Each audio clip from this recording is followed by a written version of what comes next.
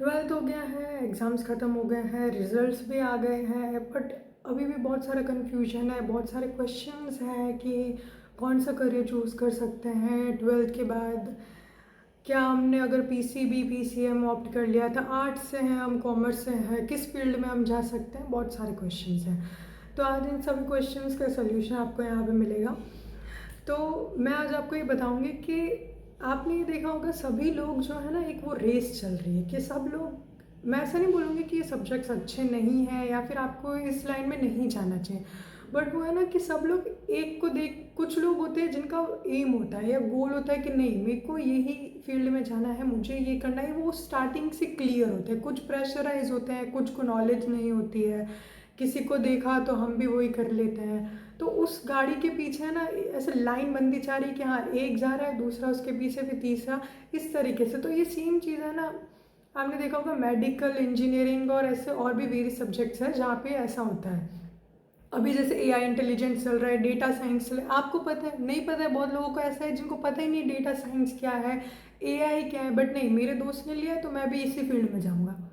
पहले आपको हर एक सब्जेक्ट के बारे में प्रॉपर नॉलेज होना चाहिए कि उससे आपकी आगे क्या जॉब सिक्योरिटी है, क्या आपको उसमें कितनी सैलरी मिलेगी, क्या पैकेज रहता है, और वेरियस जो भी अलग अलग फैक्टर्स रहते हैं, उन सब के बारे में नॉलेज होना बहुत ज़्यादा इम्पॉर्टेंट है। तो एक सैचुरेशन आ चुका है, आप लोगों ने देखा होगा कि सब लोग बस मेडिकल में जा रहे हैं, इंजीनियरिंग में जा रहे हैं। तो इसके अलावा और क्या ऑप्शंस है, मैं आज आपको ये बताऊंगी, जिसमें से एक एग्रीकल्चर है, और आपको एग्रीकल्चर क्यों ऑप्ट करना चाहिए ये आज हम लोग डिस्कस करेंगे।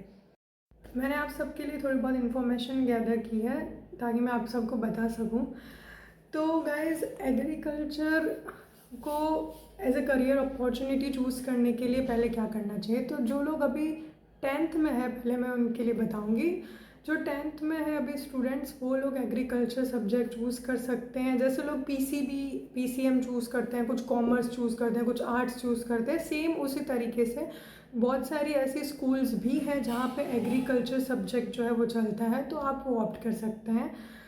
और जो अभी ट्वेल्थ में से जस्ट पास आउट हुए हैं या फिर जो अभी ट्वेल्थ में हैं, तो एग्रीकल्चर में एंट्रेंस एग्ज़ाम्स होती है, स्टेट एंट्रेंस एग्ज़ाम्स होती है, जिसके थ्रू आप लोग कॉलेज में एडमिशन ले सकते हैं। जैसे कि राजस्थान में होता है जॉइंट एंट्रेंस टेस्ट होता है, जो अभी रिसेंटली कुछ दिन पहले हुआ था, एंड अभी 29 को उसका रिज़ल्ट जो है, रिज़ल्ट आउट होने वाला है।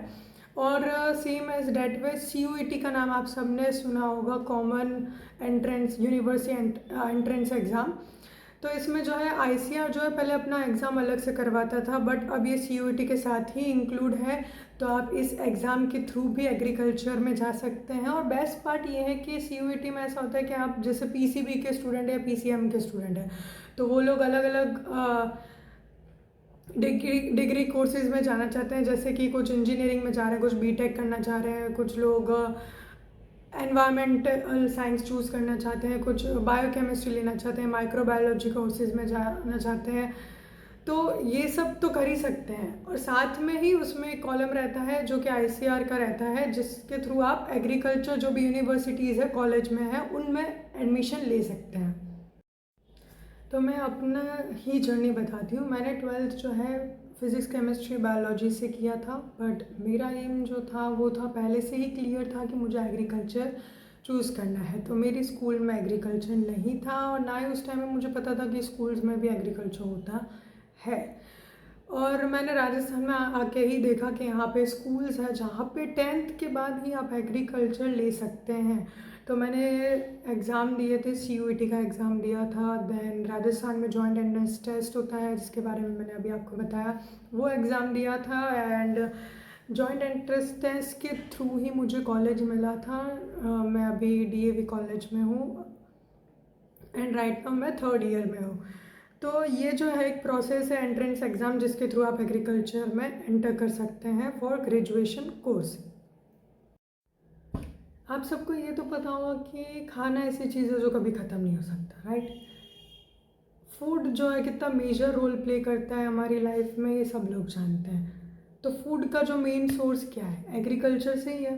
क्रॉप्स फार्मर कल्टीवेट कर रहे हैं, एंड उसका प्रोसेसिंग होता है आगे जाके, एंड आप सबको in the form of processing food या फिर ग्रेन, इसके फॉर्म में हम लोग कंजम्पशन कर रहे हैं फूड का।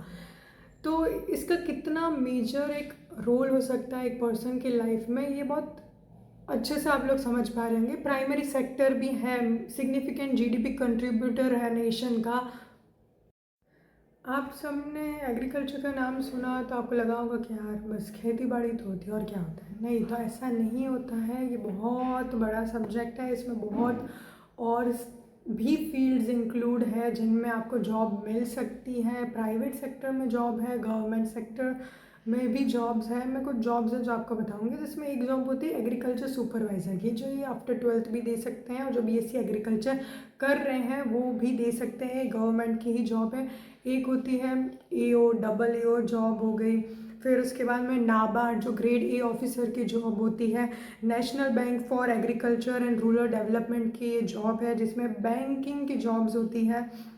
देन और अदर जॉब्स की बताऊँ तो रिसर्च एंड डेवलपमेंट में है, साइंटिस्ट की जॉब है, प्रोफेसर्स आप बन सकते हैं, फूड इंस्पेक्टर की जॉब है, सीड सर्टिफिकेशन ऑफिसर की जॉब है, प्लांट ब्रीडर की जॉब है, एक्सटेंशन ऑफिसर बन सकते हैं, एग्रीकल्चर इंजीनियरिंग कर सकते हैं, एग्रीकल्चर ऑफिसर बन सकते हैं, और बहुत सारी वैरायटीज़ ऑफ जॉब है।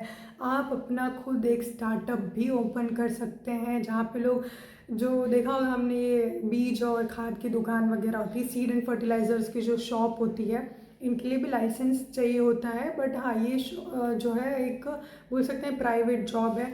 तो बहुत सारे ऐसे स्टार्टअप हैं। और आपने ये देखा होगा, ये एक ऐसा सब्जेक्ट है ना जो अभी बहुत ज़्यादा इवॉल्व होता जा रहा है, बढ़ता ही जा रहा है।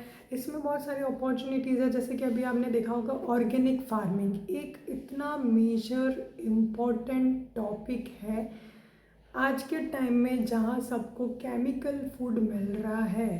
तो उसको हटाने के लिए, सब्स्टिट्यूट करने के लिए जो है ऑर्गेनिक फार्मिंग ऑप्ट की जा रही है। तो उनमें भी बहुत सारी जॉब्स हैं।